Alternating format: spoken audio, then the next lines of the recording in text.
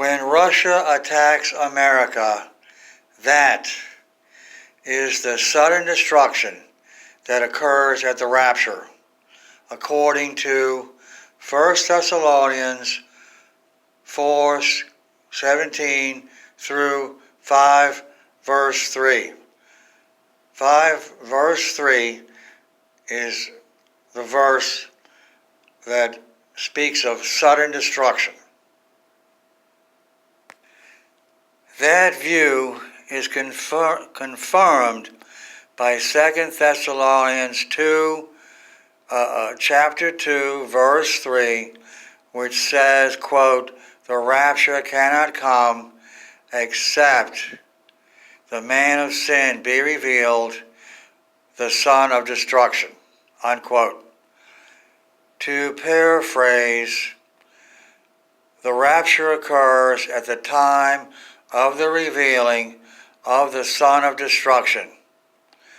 But son of destruction means the destroyer.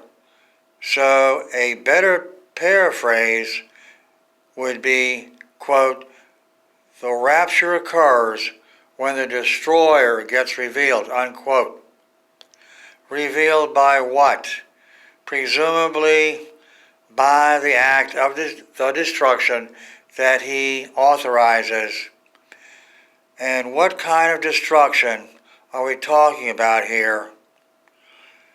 Well, the man of sin here is the person that is called the man of sin here in 2 Thessalonians chapter 2 verse 3, in Daniel 11:36 through 45, verse 36 through 45, he is called the King of the North. In parentheses, compare Daniel 11, verse 36 through 37. Compare that to 2 Thessalonians chapter 2, verse 4. End of parentheses. Now, if the man of sin is called the King of the North in Daniel 11,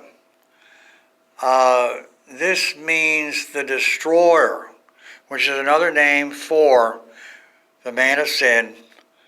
This means the destroyer will be the head of a government, of a nation.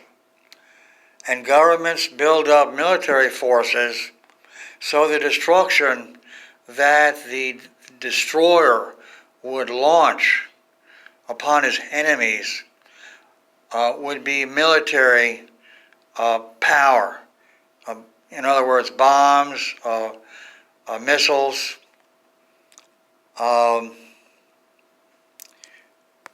this is confirmed in Revelation 13:7, where it says the Antichrist will, quote, "make war against the saints," unquote.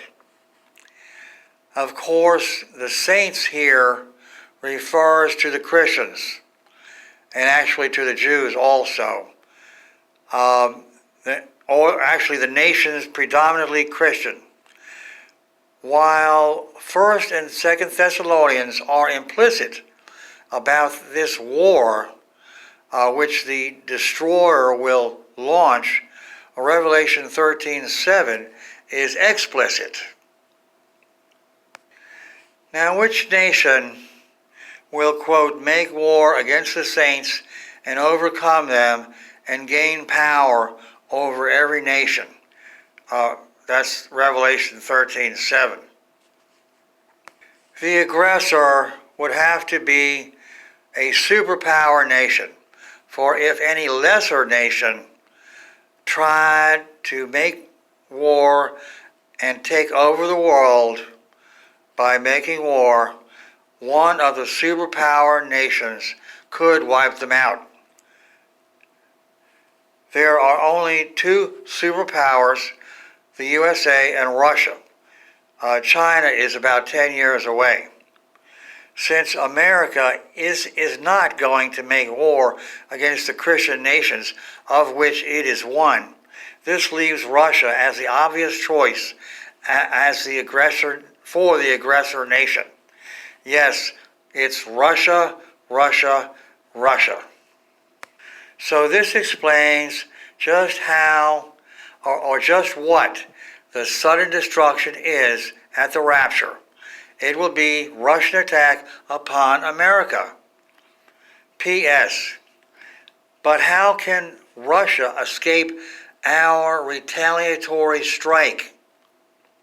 Well, Russia ended the Cold War, freed Eastern Europe in order, etc., in order to trick the USA into disarming.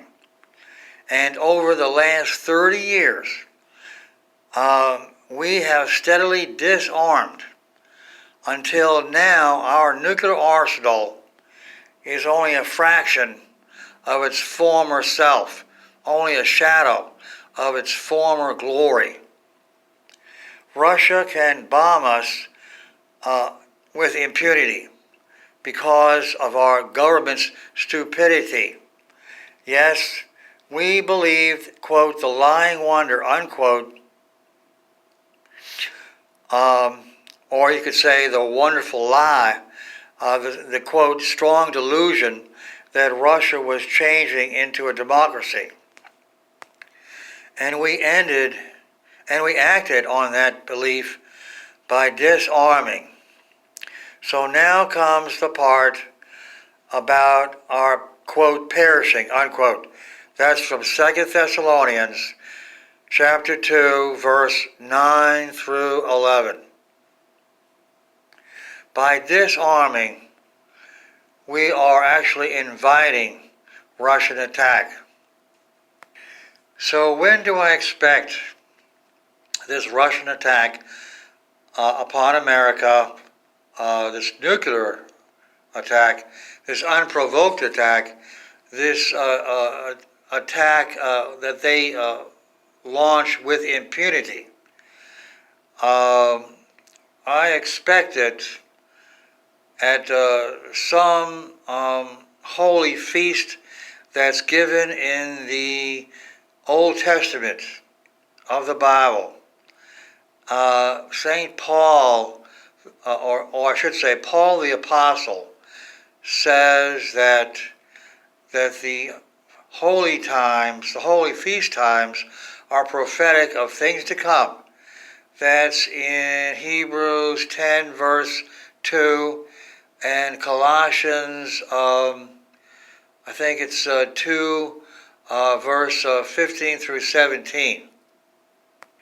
If I didn't say it correctly, the idea is that Paul says the law of Moses contains a shadow of things to come, and he does mention he does specify the feast times in the law of Moses. I'm expecting the Russian attack at the Feast of Pentecost, which will be next year. Well, I say every year, but I'm expecting it in the year 2020. Pentecost comes at the end of May. Sometimes it's in early June, but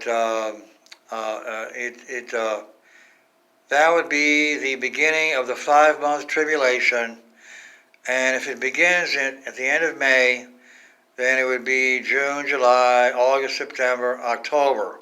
October would be the end of the 5 months of tribulation. And Christ would come, and the Antichrist would be defeated. He would fall from power in October. And he would fall from power at the time of the Feast of Tabernacles.